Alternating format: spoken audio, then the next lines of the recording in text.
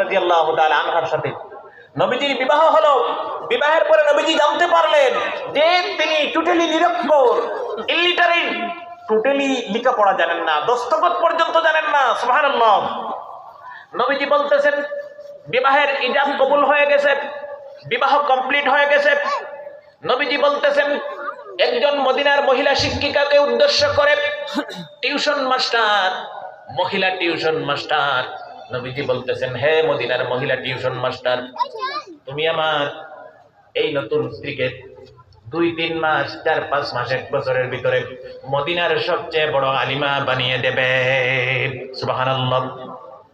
এই মহিলা শিক্ষিকা নবীজির স্ত্রীর দায়িত্ব নিলেন। 6 মাস 7 মাস 1 বছরের ভিতরে বিশ্ব নবীজির স্ত্রীকে মদিনার ভালো একজন আলিমা বানিয়ে দিয়েছেন। আপনারা বলতে পারেন হুজুর সেটা তো নবীজির যুগের কথা বলতেন, এই যুগে কি মেয়েরা আলিমা আছে, মেয়েরা হাফিজা আছে? আপনারা একটু আগে নাম বলেছেন শেখুল হিন্দ মাহমুদুল হাসান দেওবন্দি রহমতুল্লাহ আলাইহি, দারুল উলুম দেওবন্দের শেখুল হাদিস ছিলেন। সুবহানাল্লাহ। এত বড় আল্লাহ পাকের বুজুর্গ, আপনারা নাম শুনেছেন খলিলুর রহমান সাহারানপুরি রহমতুল্লাহ আলাইহি। আমি লম্বা ঘটনা বলবো না, সংক্ষেপে বলছি।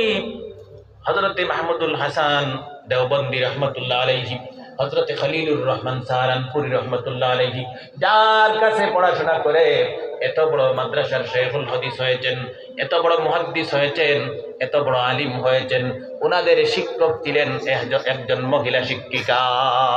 সুবহানাল্লাহ। যার কাছে পড়াশোনা করে হাদিসের সনদ পেয়েছেন, এত বড় শেখুল হাদিস হয়েছেন, এত বড়